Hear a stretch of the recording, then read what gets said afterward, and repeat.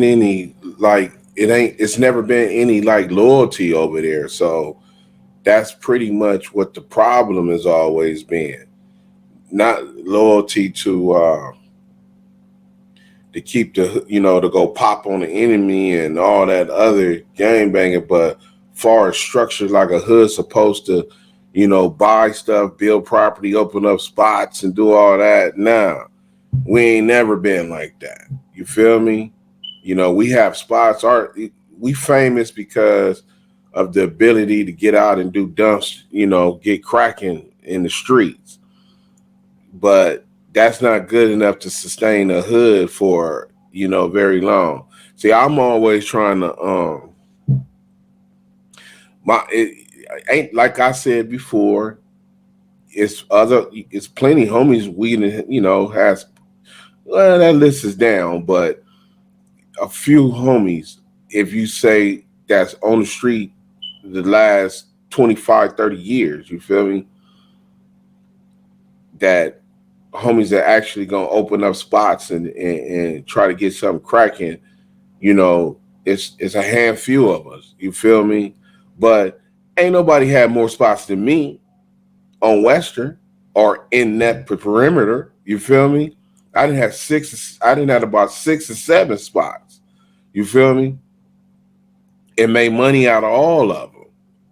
You feel me? Now we didn't have spots where, you. Hey, welcome to the Dr. Crip show. I'm sorry if you just tuned in. I was talking to one of the commentators about. They was like, they was made a question about gangs, uh, why they don't buy stuff and do stuff in their hood and all that other type of stuff. You feel me? And everybody know that we don't own nothing. It ain't just my gang; it's other gangs too. You feel me? But for the gangs that are trying to buy property and do stuff and build stuff in their neighborhood to better a better generation, then kudos to you. You feel me? But it's not happening in my section. My section is not it. I've probably been by myself trying to do that for the longest of times. Uh, I re, I just the 2000 spot, right? That lasted for about 2.5 years, right? All me. But look who we got to thank for that spot. The Swans. Yeah, blood. If it was not for the Swans, I would not never had that spot in the alley. But people don't know that. You feel me? Not even non O's. You feel me? And we had opportunity to buy the spot. You feel me? Fumble that. I fumbled it. You feel me? Maybe I should have got my family involved. And at least we'll own the spot, but I didn't want to interact my family with gang property. You feel me? But see, that's how God works. He sometimes he guides you. He don't want you to do this. He wants you to do this. He don't. You may not even know it. You feel me? So the Swans. I'm in Unity One during this time. You feel me? And it's probably about to come to an end. I was only a 3-year, 4-year member because I outgrew everything fast. But at this time, I'm not in the hood. I'm doing the Unity One thing. I come to the hood, you feel me, but I'm not in the hood. I don't, I don't take place far as the what's going on daily and all that. You feel me? I just come visit like everybody else and show up here and there like that. But one day, uh, the Swans called me. You feel me? They say, man, look, the Swans had a grass cutting service where they cut your grass, right? So they had contracts in all kind of people hood. You feel me? And literally real swans. You feel me? Out doing business. See, that's a gang that know how to put stuff together. You feel me? And make business. You feel me? They created a business that they were going out cutting grass. They contracted with black people, owners, black owners, and all that other type of stuff. You know, stuff that we supposed to do on a daily, yearly basis, not just for a minute. Oh yeah, remember that little grass cutting bin we had for about a year or two? No, it ain't supposed to be like that. It's supposed to be forever, that you could pass that business on to somebody else. That's just the way black people are. You feel me? But the Swans, they got the business. So this particular owner got a triplex, you know, for you know, on Western, you know, the little duplexes. He got 4 of them on Western, what we call the Villes. If you don't know, they're called the Villes. You feel me? Um, and this is right in the middle, right in the heart of the Villes. So they called me one day because they said, man, look, we got a problem. I'm like, well, what's the problem? They said, man, look, we cut grass in your hood.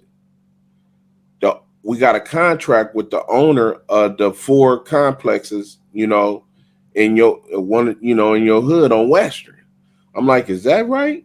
They like, yeah. I said, so what's going on? They said, man, listen, the owner is in a situation with the police. They want him to cooperate with them to allow them into the units. You feel me? Because they want to raid one of the units. Some of your homies is over there, you know, grinding out the unit, but the owner don't want to work with the police, but they pressuring him and they making it seem like if you don't work with us, then that means you part of the conspiracy and we could foreclose on your property because of that. So the owner is, and this has been an ongoing situation for about 6 months to a year or something. I was like, for real? Yeah. I said, I said, man, you know, I don't even be over there like that really to even know what's happening. You feel me? He said, man, look, you got a homie named Mexican Money and Big C. I was like, I said, yeah, I know them. He said, well, you know, them the ones, they, you know, and they not running it right, homie. They just out. It's just a wild. It's just a wild spot. They don't even know who we are. We come over there and cut the grass, you know, every week. They don't know who we are. You feel me? They just think we grass cutters, and but we be looking and watching, but we ain't never said nothing to the owner. He approached us. You feel me? So in telling us about the situation.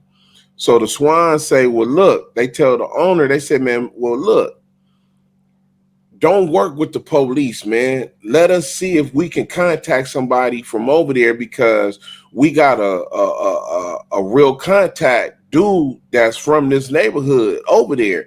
And maybe he can go over there and straighten it out. You feel me?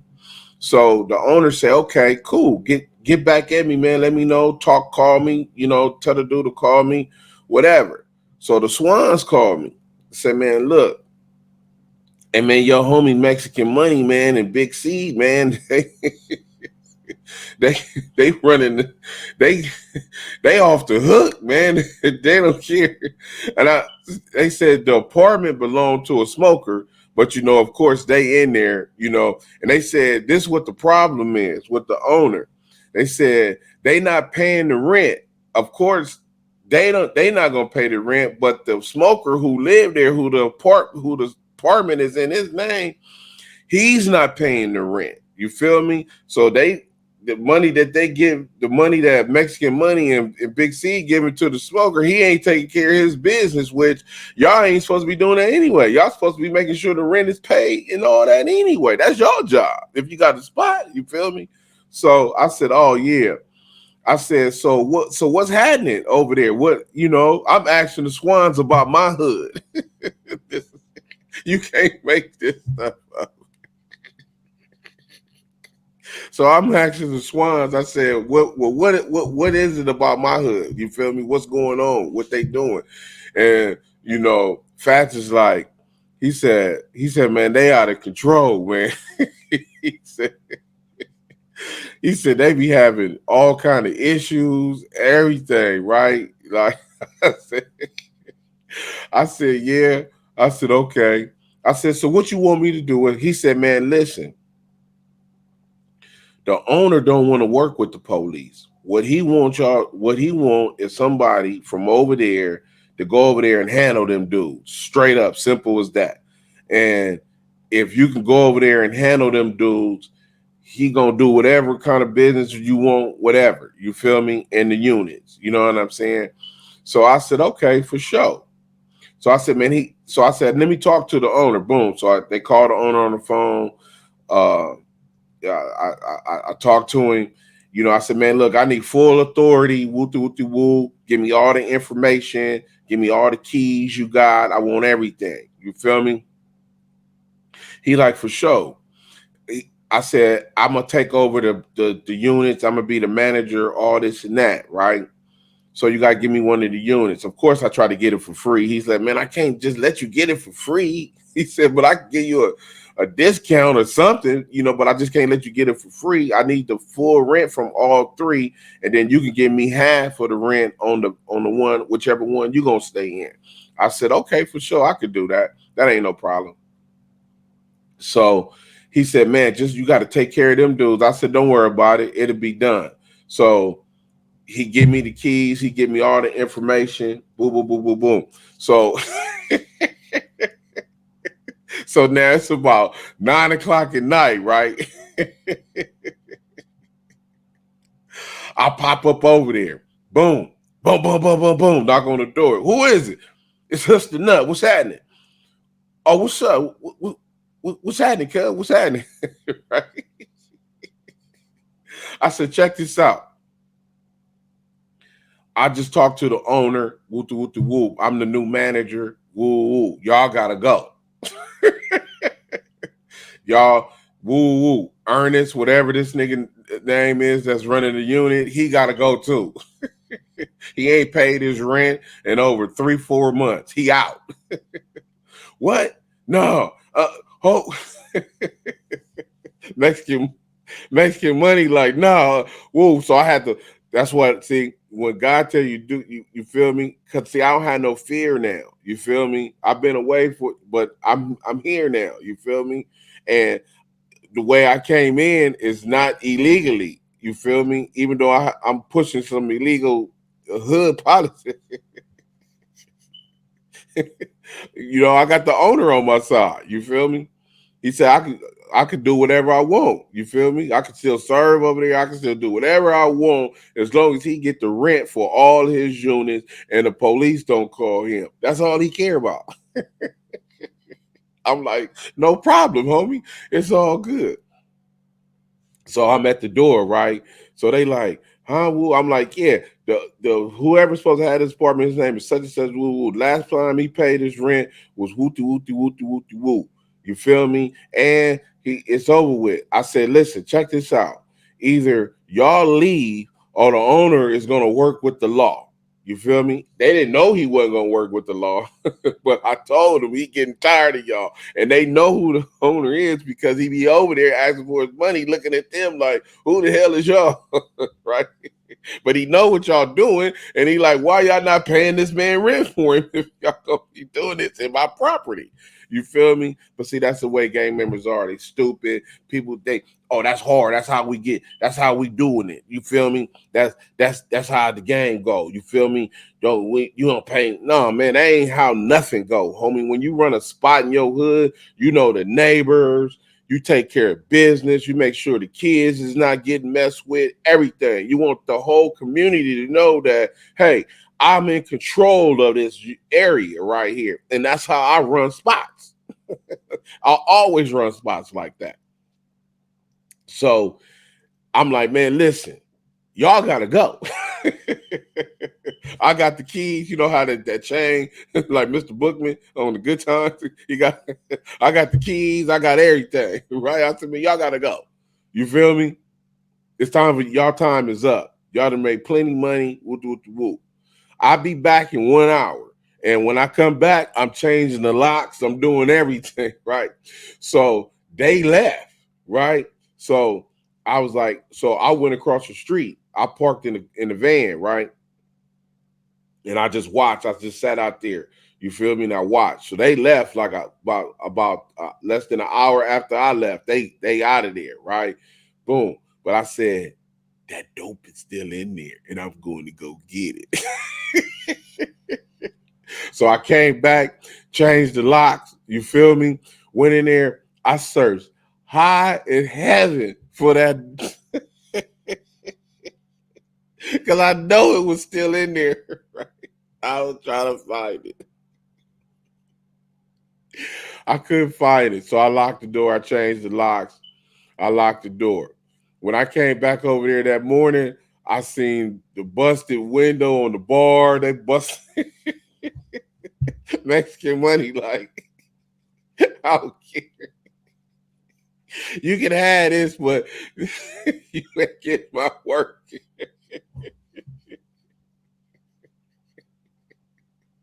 He like, you ain't getting my work.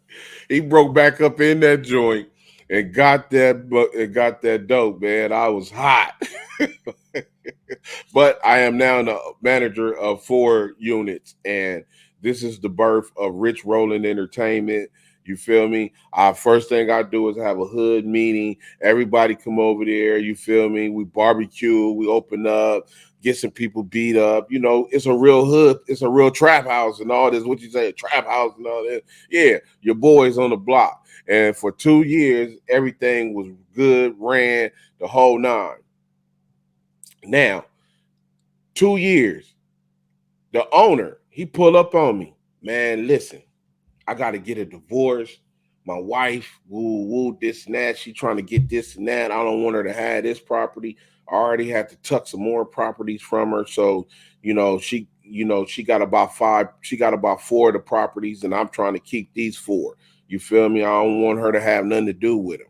So he said, man, listen, I could work it out with the bank if you can come up with the money or whatever you want. You know what I'm saying? Woo. I'm like, okay, for sure. He hooked me up with the bank, the lady, she all in for it. You feel me? Boom. So she like, look, she like, just bring me a dub. All I need is 20,000 out you, and I can switch everything into your name. You feel me? Why I only got $13,000 to my name? So now I need $7,000. Do you know I asked the Nine-Os, they would not give me $7,000? I could not pull together $7,000. Now I could have just went to my family and got the whole dub, but I didn't want them to be a part of it. You feel me? I didn't want them to have nothing to do because I already knew what was going to take place here. You know what I'm saying? It's going to be all kind of stuff that's going to go on around here.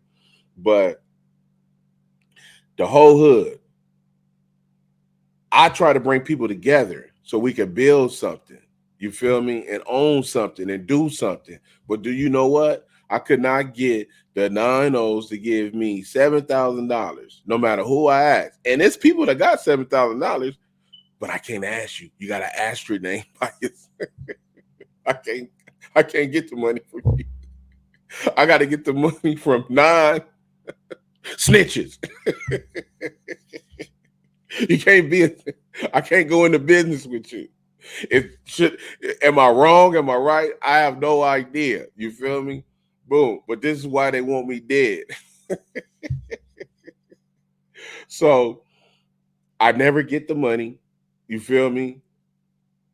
I end up moving out to an office down the street. Let the homies take over the units. They tear it up.